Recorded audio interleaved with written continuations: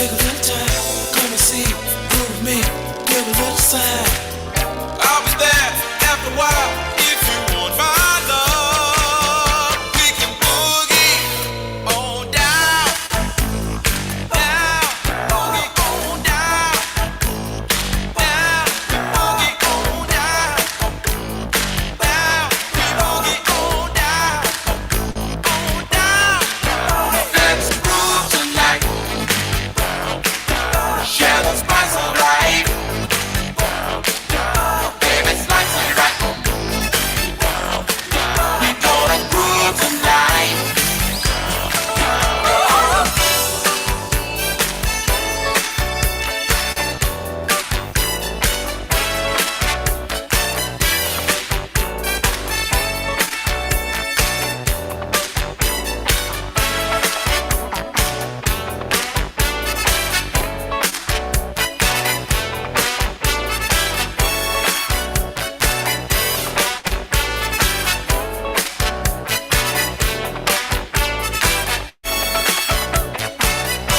Let's groove, hey. Alright, let's groove. Set the shoes and stand up. Alright, we gonna groove tonight. Share the spice of life. Baby, slice it right. Just wanna groove tonight.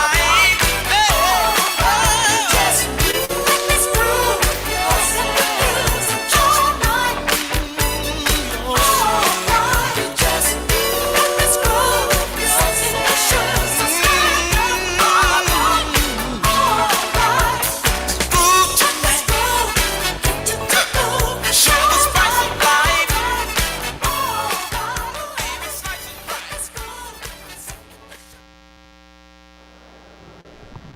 Hello, everybody. Shh, let's calm down a little bit. Shh, here we go. Game time. So welcome to Oakland Rotary number 3. I'm Joe Goralka, president. I'm a retired CPA and CFO from East Bay Restaurant Supply, and you can call me Coach Joe. Around the world, there are more than 45,000 Rotary clubs with 1.2 million Rotarians in over 200 countries. In most cities you can name, there is a Rotary club. We have both local and global impact. We gather as community leaders and business leaders to do good around the world and right here in Oakland, to support each other, to support each other's businesses, and to have some fellowship and fun. So welcome. Thank you for being here. Looks like we have a few people online. I see Joe Parrott out there, Linda Chu. Welcome, welcome.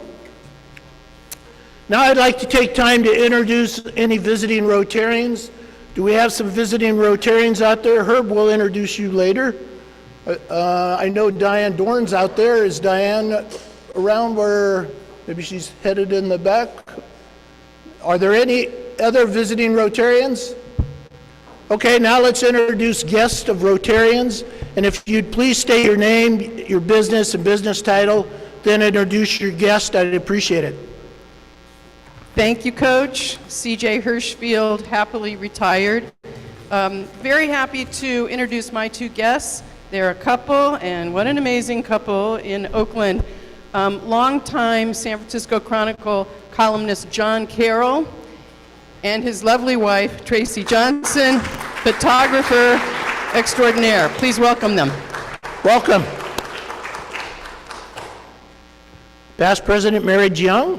Hello, Mary Jiang. I'm a CPA, and I'd like to go back a step to introduce a visiting Rotarian, Diane Dorn from Pleasanton North Rotary Club, and she's also the Lieutenant Governor of the District 5170. Thank you, Mary. Any other visitors out there? Tom, do you want to introduce the guest next to us? Hi, good afternoon. I have, my guest is JP Los. He is one of the marketing people at the Henry J. Kaiser Convention Center, or the Henry J. Kaiser Auditorium. Center for the Arts. But he's doing a great job there. He's really trying to attract community to access and use the spaces there, and they're doing some exciting events for the public during the week also. And I should say that facility is on our short list to look at as a possible new meeting location. So if you get a chance, wander up and say hi, remind them we're a nonprofit, and see if that'll help work on the price, although they've already come back with a very favorable offer. David? Hi, President Joe. I wanted to introduce the esteemed Dale Marie Golden back to our club. Welcome. Oh, with Bridge Bank, sorry. Are there any other guests? Fred?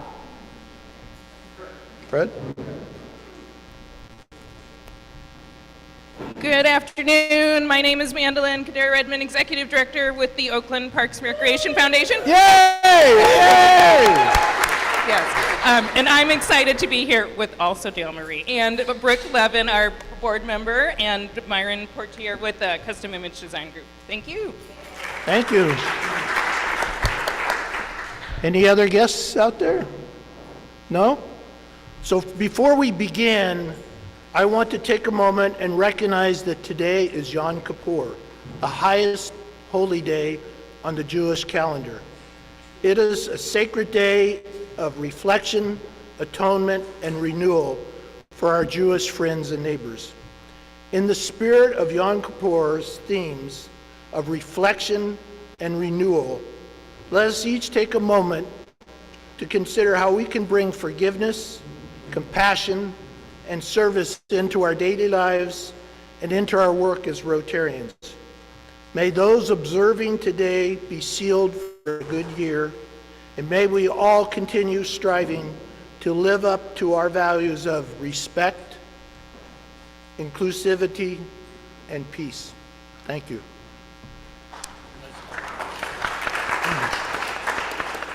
Now I'd like to welcome up Ed, past President, past District Governor Ed Jelen, a former U.S. bankruptcy judge, including Chief Judge of the Northern District of California. Ed is going to give us our thought for the day. Ed?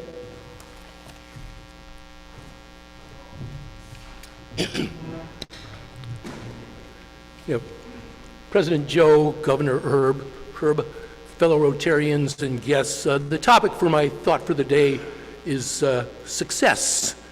And as I look around this room, I see many successful people. When people come here for the first time, they often join Rotary because they want Rotarians and Rotary to help them become successful. And so here is my quote on that topic.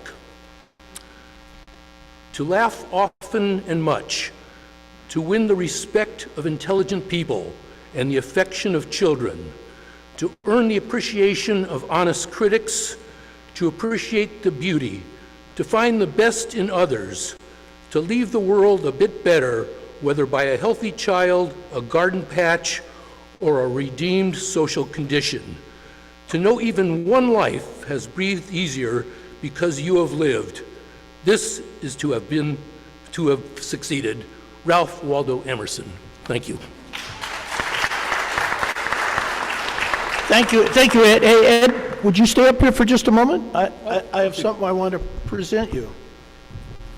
Ed, in honor of your services above self in being our club past president, past district governor, and chief advisor, and in keeping our club in the highest prestige and highest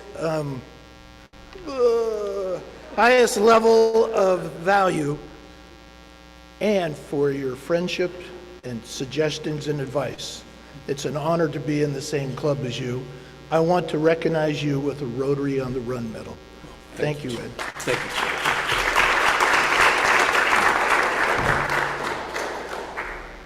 you. Thank you. So this week we have a sponsor. What is a sponsor, you might ask? Well, for $300, you can promote your business or event to our club, to our club's 250 business and community leaders, both in person and in our newsletter, the Live Oak. I happen to think it's the best deal out there, and quite frankly, the opportunities are starting to fill up. But anyhow, let me introduce our sponsor today. Our sponsor today is Bill Palmer, an executive coach and founder of the Clubfoot Fund. Bill? Oh, there you are.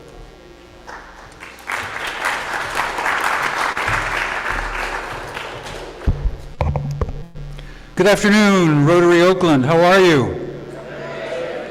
Oh, come on, you can do better than that. How are you? All right.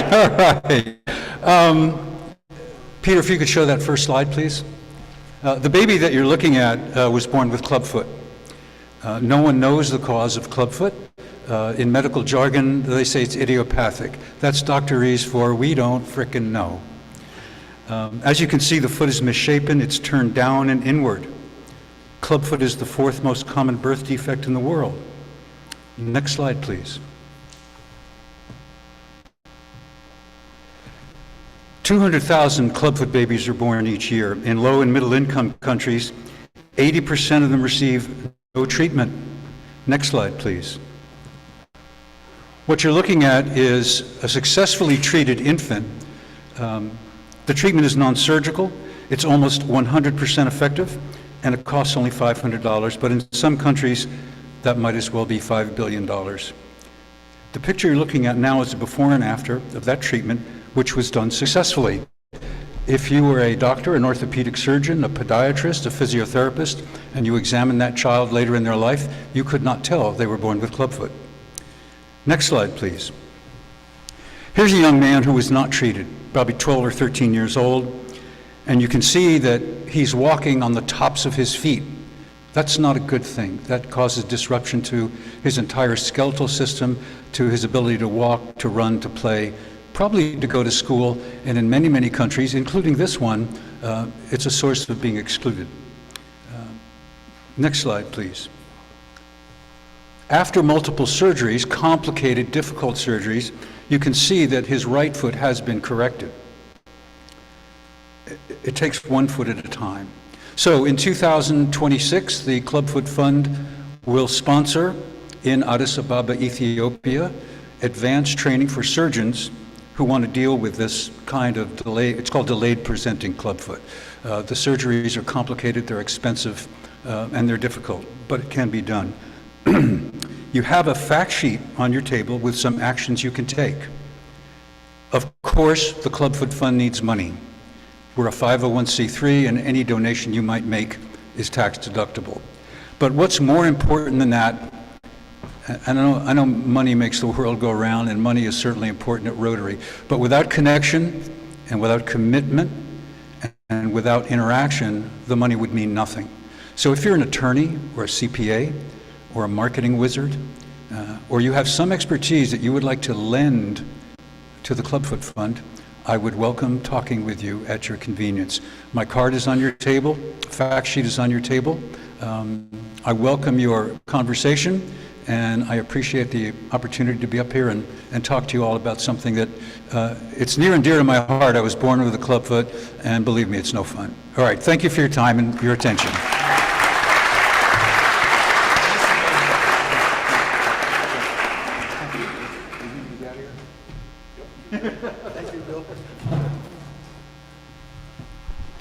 Thank you, Bill.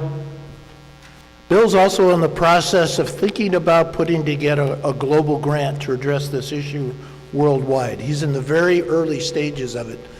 But I think this effort is something that's worthy of our support, our club's support, maybe even the district's support, we'll see. Now for the most rewarding job in Rotary, welcoming a new player to the team. New talent to keep our bench strong and to continue making a difference in Oakland and the world, both now and in the future. We have 2 new members today, pretty exciting, that's awesome. Each will receive a Rotary pin and badge, plus a packet that includes a club directory, a copy of Rotary's four-way test, our Rotary rule book for business and life, and a four-way test coin plus a ball cap. Our first new member sponsor is Anna Marie Jones. Anna Marie Jones is a keynote speaker and a trainer.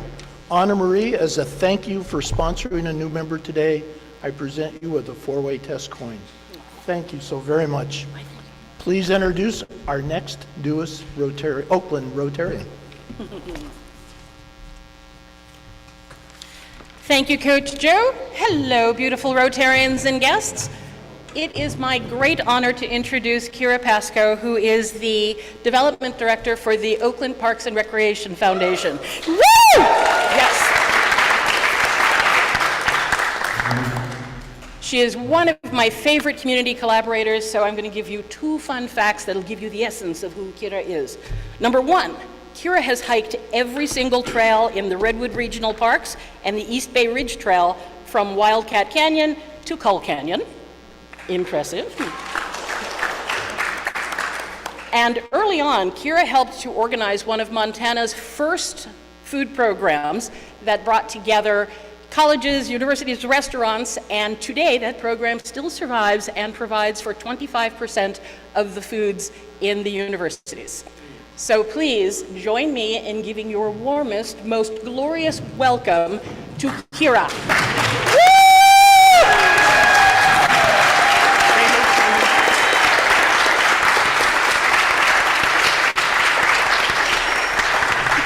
Very nicely done, Anna Marie. You know, we've taken so long inducting Kira, I think I know her already.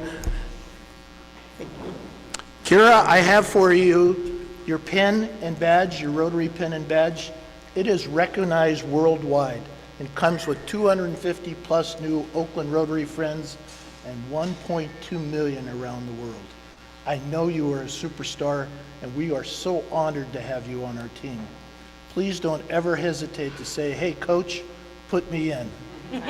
Welcome to the Oakland number 3 team. Thank you. Herb would like to present Anna Marie a pin. This pin recognizes that Anna Marie inducted a new member in the district. Thank you, Herb. This is coming out of your time. Very nicely done. Kira, welcome. Our next new member is proposed by Keith Uarte. Keith says his occupation is mostly retired. Keith, would you please recognize? Oh, Keith, I almost forgot. Add to your collection. Look, there's another four-way test pin. Keith has proposed more members than anybody in this club. And he says the secret is to just ask. Keith, will you please introduce our next newest Oakland number 3 Rotary?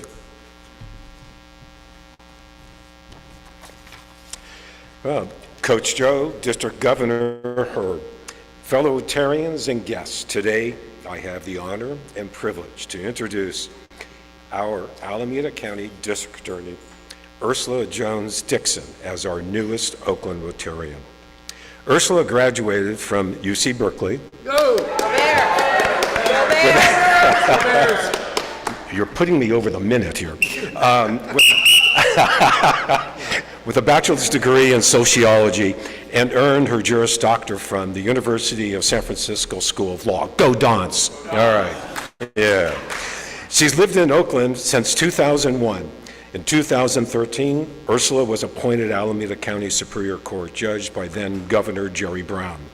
She was re-elected in 2016 and 2022. Before serving as judge, Ursula was Alameda County Deputy District Attorney for 15 years. Several interesting facts. One, Ursula modeled briefly while in high school and college. She loves football, and next Thursday, October 9th, Ursula will be our Rotary speaker. Coach Joe, District Governor Herb, Fellow Rotarians and guests, please welcome our newest Oakland Rotarian, Ursula Jones-Dixon.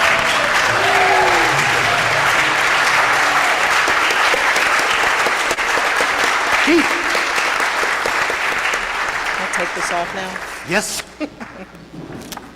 We have a more attractive badge for you now. Thank you. Thank you. Ursula, I'm presenting you your Rotary pin and badge. It is recognized around the world, and you know so when you travel. It comes with 250 new Oakland Rotarian friends and 1.2 million worldwide. I know you're a superstar, and I know we're going to enjoy having you as a member of our club. Please don't ever hesitate to say, hey, coach, put me in. Done. Welcome to the Oakland Rotary number 3 team. Thank you, Ursula. We're pleased to have you with us.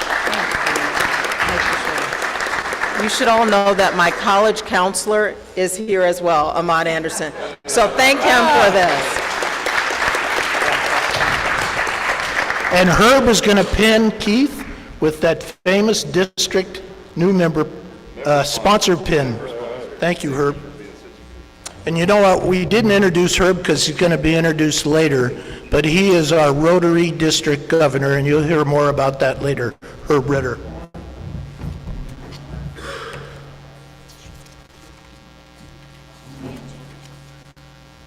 No, thank you. So I'm going to call up my good friend Ruth Stroup, our chef extraordinaire and founder of Chez Nous, a catering company, to present some Paul Harris Fellows. And Herb, maybe you would help her with the presentation.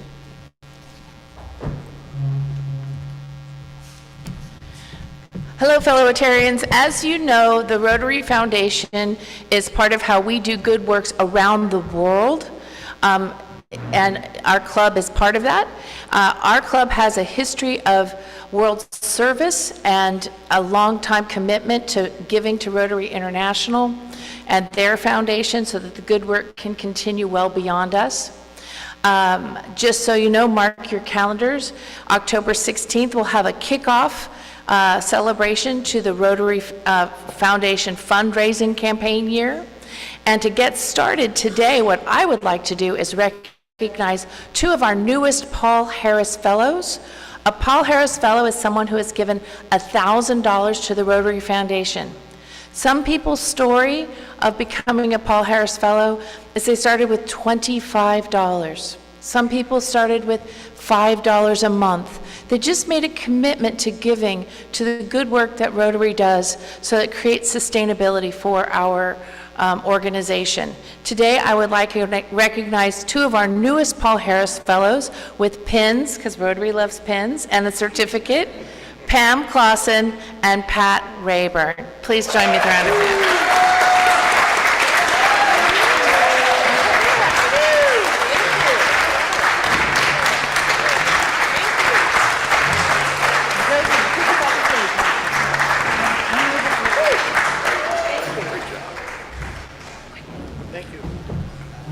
You know, Ruth, I'm going to go a little out of order. Congratulations to Pat and Pam. Thank you for your generous support to the Rotary Foundation. Ruth, don't leave. I'm going to quickly go out of order. This is October. You may have noticed we have a cake. We're celebrating Rotarians with a birthday in the month of October. If anybody in the room have a birthday in the month of October, please stand. Well, we have one. It happens to be Ruth's birthday today. Ruth? I don't want to mess your hair, but can we all sing Ruth happy birthday? Happy birthday to you. Happy birthday to you. Happy dear everybody, happy birthday to you. And now I'd like to ask Dudley Thompson, our Assistant Governor. He's got a little challenge with his foot, but he's going to introduce, if we could get him a handheld mic. Can we get Dudley a handheld mic? Thank you, President Joe. I have the honor of introducing our District Governor, Herb Ritter. Let me just start off by saying District Governor is a very big deal. Ed Jelen has served as district governor, and he's actually our only living district governor in our club. So thank you for your service, Ed. Herb Ritter is a member of Pleasanton North. Herb may tell you in a few minutes, well, I'm going to say district governor is a very big deal. He'll say that, no, the members and the people that we serve are the big deal of Rotary. That's at the top of the ladder. President of Rotary International is, in a sense, at the bottom of the ladder. But district governor is sort of down at the bottom, but he leads us all in this district. He lives in, when I was the president, he was the membership chair. You'll probably hear a lot about membership today. He carries that on. He worked for 32 years with Schneider Electric. Many of you know about Schneider. If you're in an elevator, it often says Schneider Electric. Kind of. Electrical. And you think, they're one of our customers. I deal with the elevator people. He also has, he's a commercial property manager, and he also has vacation properties. I don't know if Lorna is here. She was celebrating, I believe, her son's Eagle Scout. Herb is a third-generation Eagle Scout. Go Eagles. He graduated from Washington State University and has an MBA from St. Mary's. Welcome to Oakland Rotary number 3, Herb. Oh, thank you. Thank you very much, Dudley. She could get the slides going. I'm so honored to be here today, and you got a slide up there? I had a walk-up song in there, but I guess it didn't go through. I'm not sure. Maybe play one more? See if the sound works. I always wanted to be in the baseball team and never made it, so I figured I'd make my own walk-up song. But going through the line, I noticed you had Herb roasted chicken, and that's why I'm a little hot up here. I take the jacket off. But I'm honored to be here today. I've heard, and I've been to this club a few times, one of the greatest clubs in the world. I got inspired sitting in the board meeting room. There's so much history in this club that it's such a great experience to be part of, and I'm super excited about our 2 newest members. Thank you for joining this wonderful, the world's greatest Rotary Club that meets on Thursdays in Oakland, right, at noon. Is that what day it is? Is it Thursday today? Okay.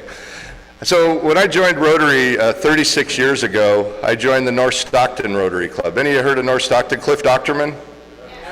So amazing mentor. I guess you go to the next slide. Are they working?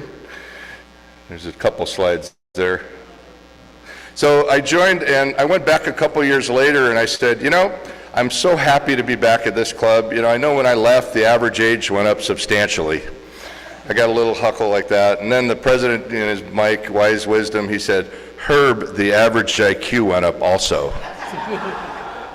Here you go, kind of click it. See if that goes through. One more. Anyway, ignite your membership. That's one of the things that this is my walk-up song. That inside you. Now on fire, I got the Rotary here. So thank you. You can go to the next one. So one thing I've been talking about, now I have about 40 or 50 minutes here, Joe, right? Coach? No, I'm going to go through this real briefly. Vision. Lead with vision, serve with your heart, and leave your mark. What do you think of with these glasses here? Who do you think of used to wear these glasses? John Lennon. So he had this vision of the Beatles. So let's put it down to the Rotary level. I got this vision of Rotary. When I joined 36 years ago, we had 1.2 million members. Guess how many we have today? 1.2 plus Rotaract, so it's 1.4. But we are doing some things right, and we're doing a lot of things wrong. And I think we got to be thinking about what we can do to get the trajectory going to the next slide. And get the trajectory going to what is Rotary. And I think of Rotary as like an iceberg. Below the surface, you got all these things. I know you can't read them, but they're things about opportunities. What we do, we do fellowship. We do a lot of different things with speaking. We learn how to speak together. But what we have to do is get above the waterline.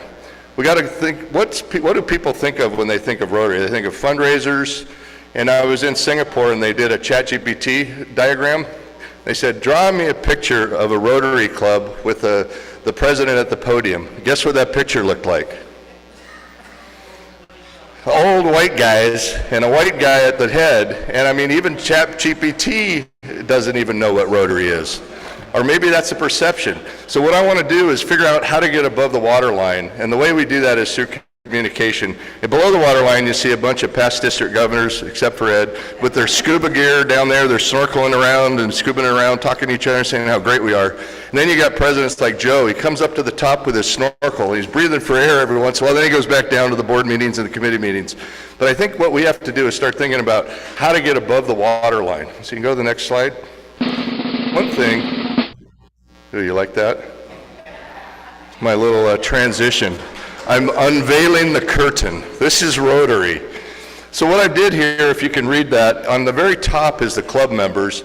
On the very bottom is the area, is the district leadership team. Those little columns there, that's the avenues of service people. The club service, community service, vocational. We even have treasurer this year and secretary. So what we're trying to do is create a model where there's someone at the district level to support everybody at a club level, because the club members are on top.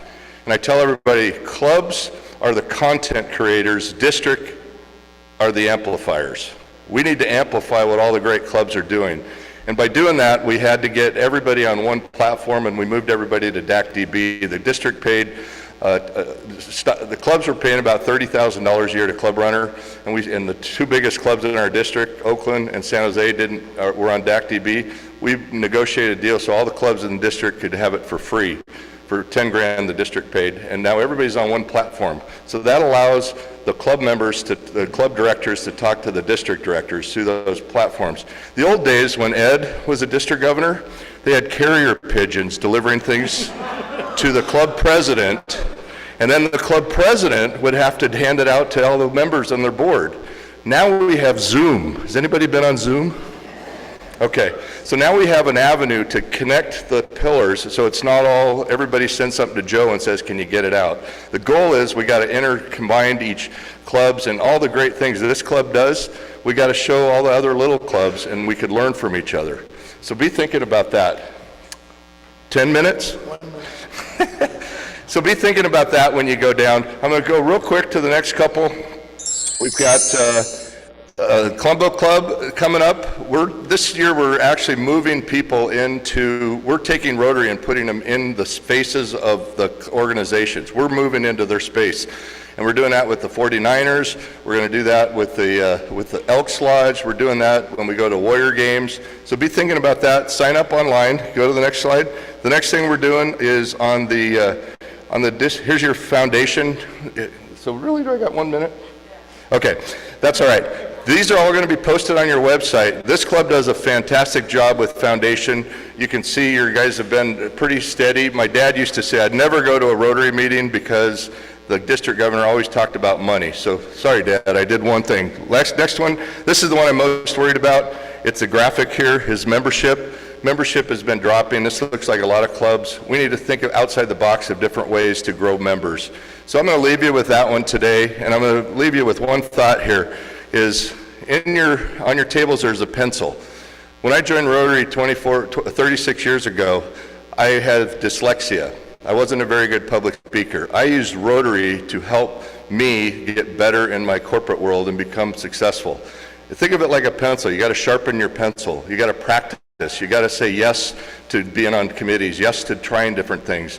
And then what makes a pencil useful is you got to sharpen it. Then you wonder why there's a eraser on a golf pencil. Anybody wonder that? Is it the truth? I don't know. But make mistakes, make lots of mistakes, learn from your mistakes. And then also what's most important is what's inside. The core of the pencil is what's important, is how the pencil works. And use that to help you expand your world in Rotary and learn how to do things that you never thought you could do before. So help others when you can, encourage others when you can, respond to others when you can, and be there when you can. What's that stand for? H for help, E for encourage, R for respond, and B for be there. What's that spell? Thank you very much. This is the amazing Rotary Club, so thank you for all you do.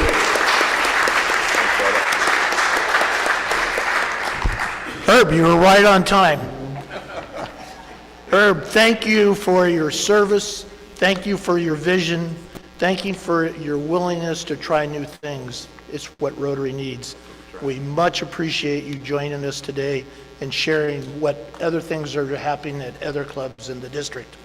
Now I'd like to bring up Ahmad Anderson, Director of People and Culture with the Gardens of Golden Gate Park. Ahmad is going to introduce our speaker today. Go Bears. Thank you, Coach. Appreciate you. Hello, fellow Rotarians, and welcome this afternoon to a wonderful membership meeting we're having here today. We're honored to have our host, Alexis Madrigal, who I met in May of last year, who was our featured speaker at the Gardens of Golden Gate Park. He's an exciting journalist, innovative thought leader, and a deeply empathetic human being. Many of you know Alexis as a former co-host of KQED's Forum, where he's brought clarity and heart to some of the Bay Area's most important conversations. This is more than a book talk we're going to get today. It's a powerful look at the future of our region and our role in a rapidly evolving world. So bring or tighten up your curiosity, bring it up forth, prepare your questions, and please join me in giving a warm Oakland Rotary welcome to the brilliant and ever thoughtful Alex Madrigal.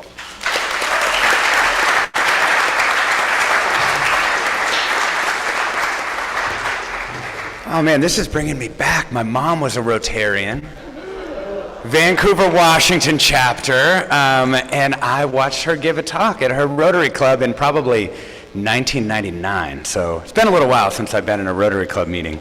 I am a longtime journalist, worked for the Atlantic magazine, Wired magazine before I got to KQED. I am also now a member of the Rockridge Merchants Association because my wife and I opened up a community space, a small business on College Avenue near Rockridge. So now an Oakland business owner as well. I'm going to get to that at the end, sort of how it connected into the kind of rest of the work that I've done here in the community.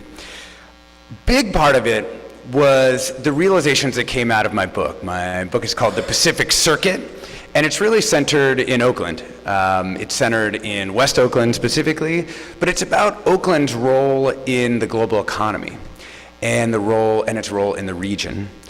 You know, there's a sense in which I think a lot of people think of San Francisco and Silicon Valley as being part of kind of the big world, whereas Oakland is kind of like the small world.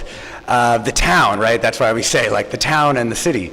But of course, like San Francisco, Silicon Valley, and the kind of rest of the region needs us as well. We're all kind of one organism here in the Bay Area. The book really focuses on, and what I call the Pacific Circuit, is this kind of set of relationships between the companies that exist here on the Pacific Coast and all the sort of manufacturing might of Asia.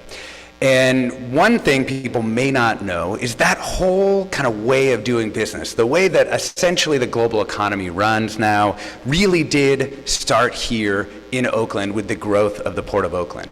For a long time, I mean, we're talking hundreds of years, the port was in San Francisco. And it was really only in the 1960s with the growth of container technology that Oakland really took over. And one reason that Oakland became this particular kind of node in the sort of global economic network is the Vietnam War.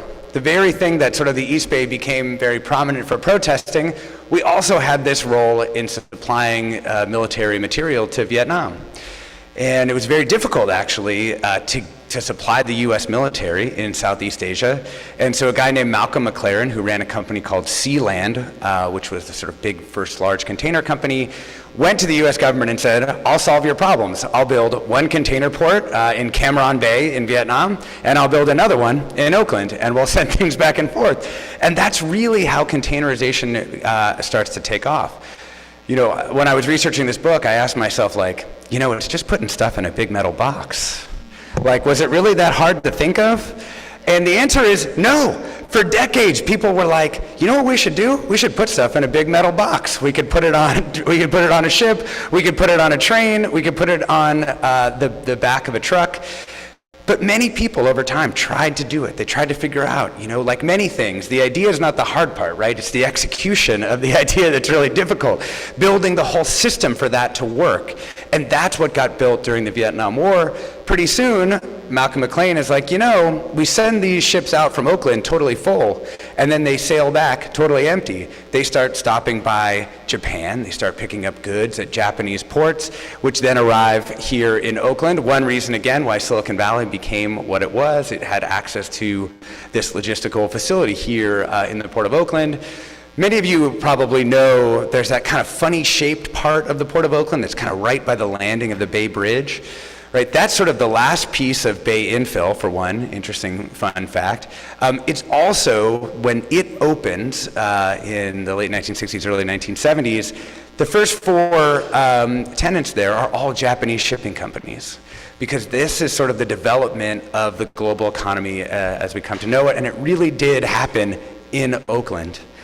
Of course, the other reason that the Port of Oakland ended up, that this container port ends up being put in Oakland, is where are you going to find all the land you need to store containers in downtown San Francisco? It just doesn't really exist. Oakland is and has been this incredible logistics hub for a long time, right? End of the Transcontinental Railroad. We've had all this shipping, especially of things going up into the Delta and back, like the great produce of our region. And of course, if you're going to put in hundreds of acres of shipping for containers, and you're going to send thousands of trucks through the neighborhood adjacent to the port, it ends up having major problems, right? So this is what happens to West Oakland, this is what happens to 7th Street. And so one of the other themes of the book is the way that this global economic development has both positively and negatively affected our city here. The problem, from my perspective, is that it sort of benefited the sort of region, it benefited business owners, but the costs of the development that we did really fell quite narrowly on people in West Oakland.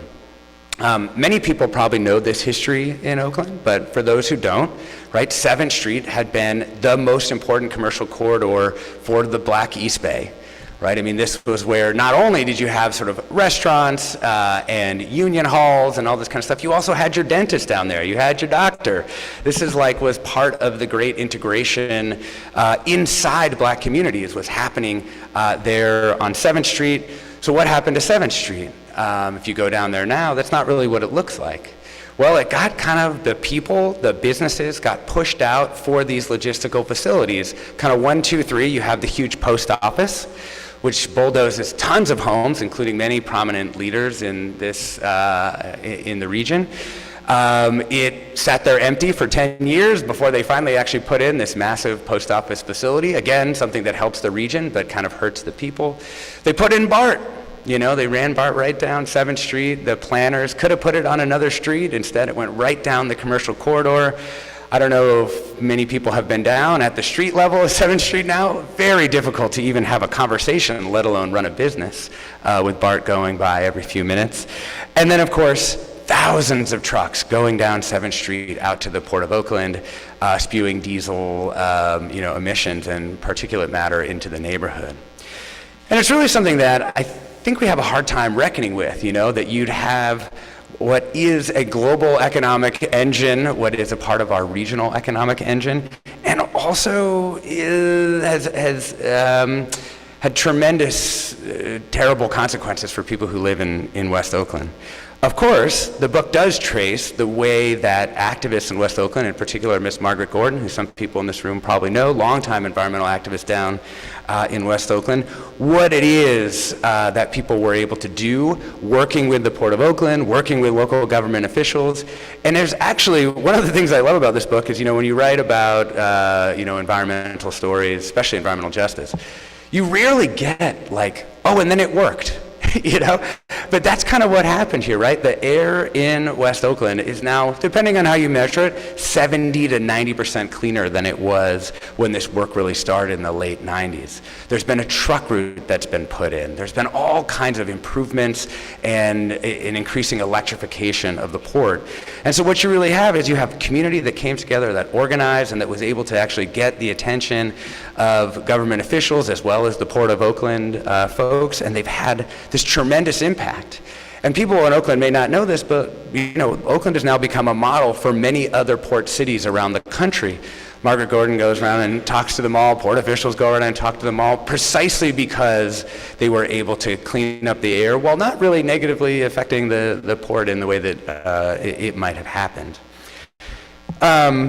I know y'all are business people, and I know time is tight. So this is that's kind of the arc of the book, right? It's the development of Oakland, as well as the way that activists kind of forced Oakland to be a better version of itself. And I just want to give you kind of the takeaways from this book. You can go read it if you want. It's in every Bay Area bookstore. Again, it's called the Pacific Circuit. But I know you're busy people, so here's the takeaways for you. I feel like the first is, Oakland has always been an integral part of the regional economic picture here. And I think when people talk about Oakland a lot, we oftentimes get left out over on the side, right? It's all about the rise of Silicon Valley. And I feel like a lot of this work was just reminding people of the way that we needed to make sure that Oakland is really integrated into that picture. One of Oakland's most famous residents, Huey Newton of Black Panther, probably not a Rotarian as to my knowledge, wrote an amazing essay actually back in the early 1970s called The Technology Question, in which he sort of noted that the way the economy was being hooked up, transistors and the production of transistors, which is really what drove the growth of Silicon Valley, and the Port of Oakland and its ability to be able to move goods around were like intimately linked. That what was happening to our economy was that everything was getting tied together in different ways. So not only within a region, but like within the world, what of course we came to call globalization, right? One of the most amazing things reading back through the history is that it's really people in Oakland who get this kind of backstage view of what happens as the economy starts to globalize. Not from the kind of shiny city or from Palo Alto, but from the place where, kind of the hard work is actually being done of running an economy. The other piece of this, and I think it's kind of on everyone who lives in Oakland now, it's like a lot of the damage that has been done to Oakland, whether it's empty lots, which are all over the city, has never really been remediated. It's never really been repaired. But that's actually, in some ways, it's kind of a great source of hope for me. I live in North Oakland, and there's an old gas station on the corner of Claremont and College, right? It was a Shell station for a long time. It's now an empty lot. And, it's been that way for 10 years. But when I look at it, because I'm looking at it all the time across the street from my community space that my wife and I run in Oakland, I actually think of it as an amazing space of possibility. When you take an empty lot like that and you're able to remediate it in some way, you're able to bring it back into sort of the common space of the community, I mean, you unleash an enormous amount of potential, not just for new businesses to go there or new housing to go there, but also the community to come to kind of own that space in some way, whether it's via community gardens like we have in West Oakland that have happened in a bunch of different spaces, but anything else, just the fact that people would be able to eventually bring that back into the kind of common wheel. I also think the book ends up dealing with a lot of what happened through the pandemic into our current time. We are here in downtown Oakland. You may have noticed there are some vacancies, right? Oakland has become over time both like a poster child for gentrification, but also like the poster child of like the failure of gentrification somehow at the same time. And I think it's kind of a challenge to us all, How do you develop a city in a way that is both as equalizing as possible, so that like everybody is kind of coming up, but that also does in fact make the city better, right? I mean, the answer to the problems of gentrification can't just be, well, let's just leave the streets broken. Let's have like broken down houses. Like that can't be what the answer is, right, to the problems of gentrification. In fact, we need some other ways of thinking about development, and I try and get into some of those things in the book, and I just want to point you to the work of the East Bay Permanent Real Estate Cooperative. Really interesting and innovative way of thinking about a private enterprise.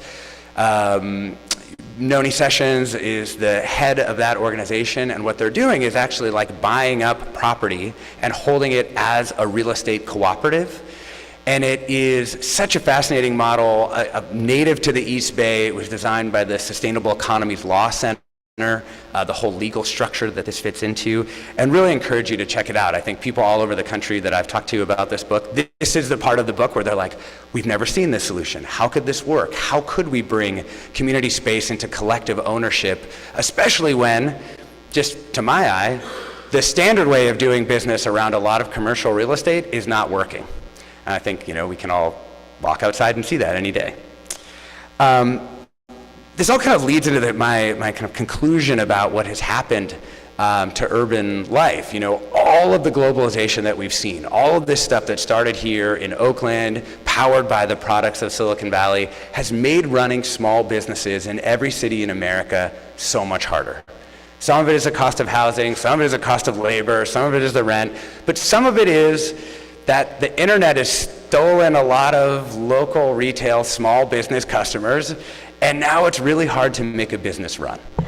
It used to be that third spaces, community spaces where we could gather, a lot of them were stores.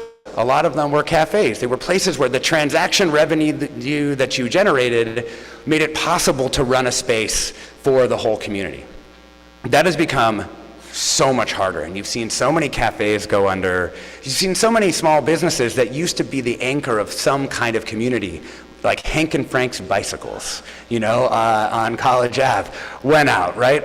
So many of these places. So what's the answer to that? At a certain point, my wife and I were talking about this, probably had been talking about it too much over the last 10 years as I worked on this book. And we started thinking about, well, what if people just directly supported the spaces that they want to see exist? I work at KQED. We're a member-supported radio station, right? This is how it works. Everybody, pays money so that resource exists for everyone, right? It's a very inclusive club, essentially. And so we founded this thing called Local Economy. It is a storefront at 6028 College. We partnered up with some coffee folks. It's not really a cafe per se, it's like a pop-up of a coffee shop that's inside. Young kids from Richmond, they're a small business, they roast in Oakland. They get the beans from El Salvador, where one of the cousins' mom's village is, with the bean that produces the beans. We have a small retail shop, and then we have 20 events on the books just in the month of October. We opened up memberships not knowing if anyone would join. The memberships cost between $20 and $100. And within a month we had 250 members, and we've got 400 people on a waiting list. And we realized that this is a going small business. This is going to work as a small business, but more importantly, it's going to work as a community space. As we've put out all these different events, hundreds of people, both members and non-members, have signed up to go do everything from mending clothes, learn how to do botanical drawing. Here's some, there were some judges that were recently fired, immigration judges. Hear these immigration judges talk about their experience. Meet new journalists in the community. If anyone's heard of Coyote Media, they recently launched. They're a worker collective of journalists here in the area.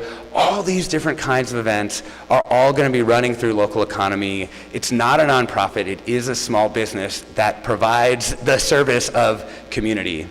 And we're really hoping that it can be a model for other places to go into otherwise vacant commercial space that no one is using, and that doesn't seem like it can be rented for all these other purposes, and instead it can become directly member-supported spaces. So this is kind of my look at the whole stretch of my work, right? From KQED to my book to Local Economy. It has all been about trying to find ways to show people the community that already exists and then to amplify the things that they're doing. And I was so happy when Ahmad wanted me to come here, because I know that's what Rotary does, right? That's exactly what y'all are trying to do. So thank you all so much, and I think we have a few minutes for questions. Thank you.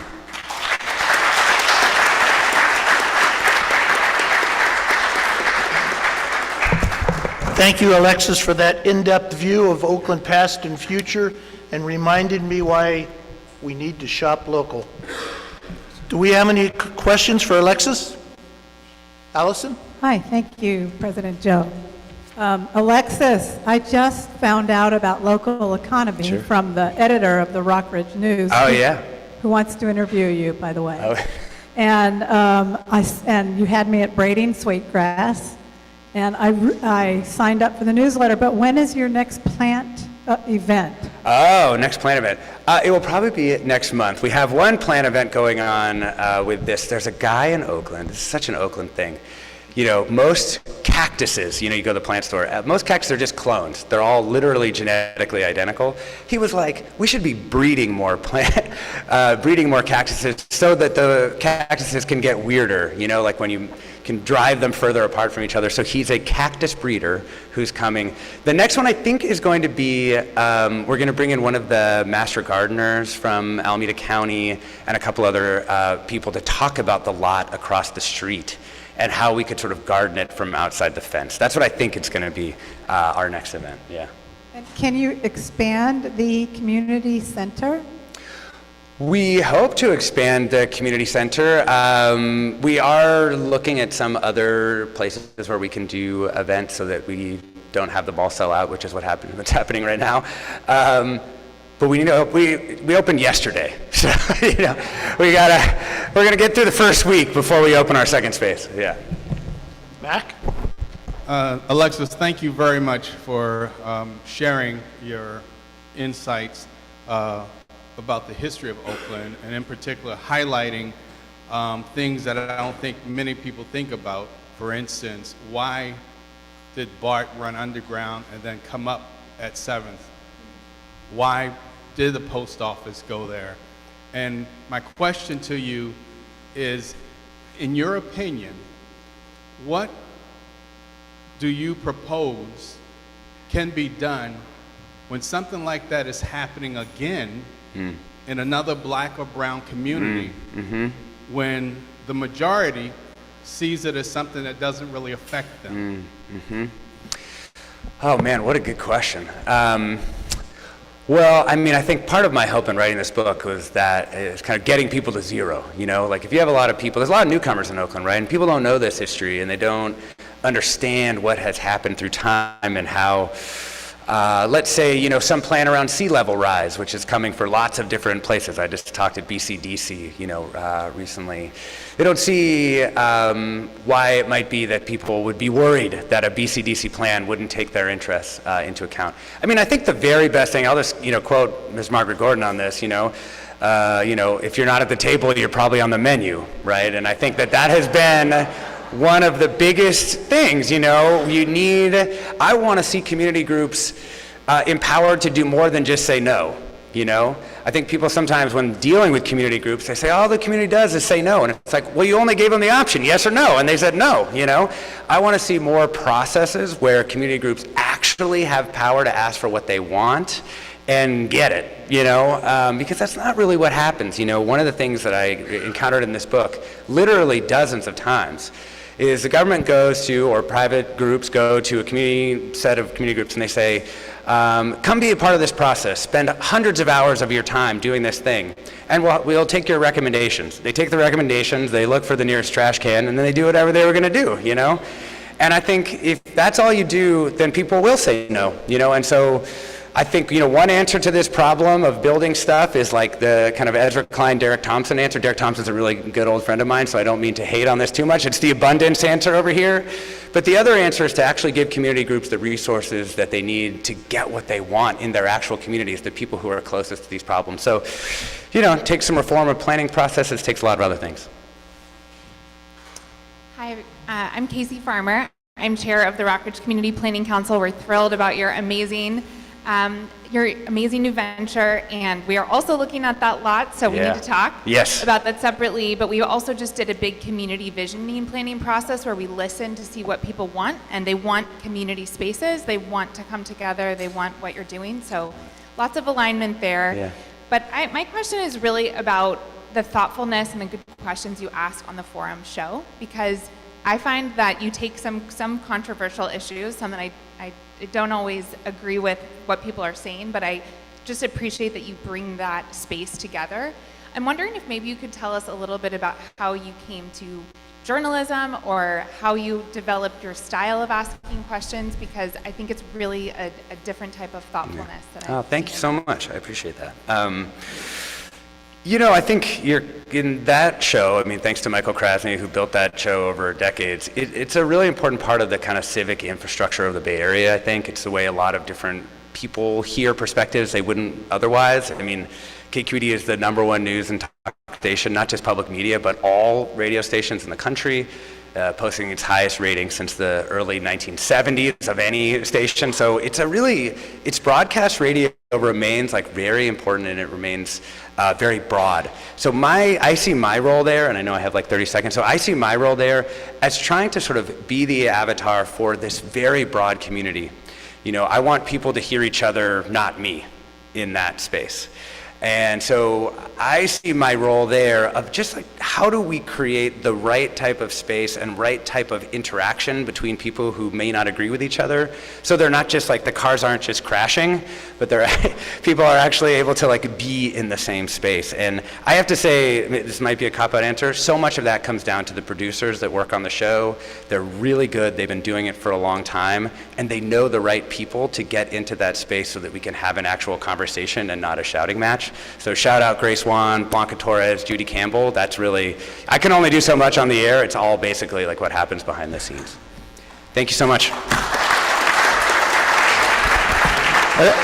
Alexis? Alexis?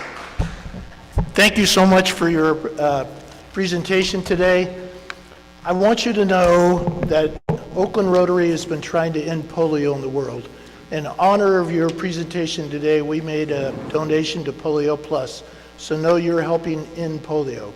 Over the last 3 decades, we've reduced reported polio cases 99.9%, and we will eradicate polio because we are this close. And Alexis, I want you to have this Rotary 4-way test pen so that you remember us, and I think you know a lot about Rotary.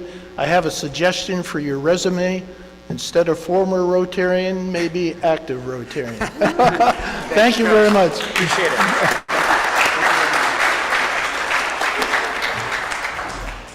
So I don't want you to forget, as Keith Yarite reminded us, that our next week's speaker, our newest member, District Attorney Ursula Jones Dickinson, and I encourage you to come. Don't bring your traffic tickets. But I encourage you to come to find out if any of you guys are going to jail. So I want to give a big thank you to everybody out there that helped arrange this meeting. Dudley, I do have a half a minute if you wanted to make a quick little announcement. Could we? David? Thank you, David.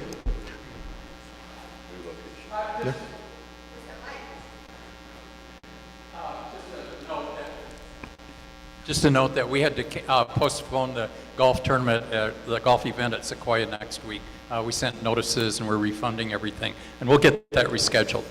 And David, thank you for reminding me. Go ahead. Yeah, I just want to remind everybody, we do have a regular meeting next week, but it's not here. It's at, I believe, 1721 Broadway, so about 1 block that way. So please, come next Thursday. Fabulous speaker you're going to have. It'll be a great program, just 1 block over. Okay, see everybody next Thursday, and look for the announcements on the exact address. I believe it's 1721 Broadway. Thank you, David, for reminding. So I want to leave you all with, we have a bell ringer out there. Pam Clausen? I'd like to ring the bell for our speaker. Thank you so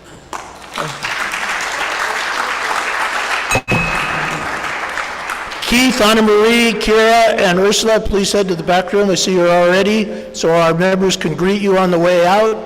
We have another bell ringer.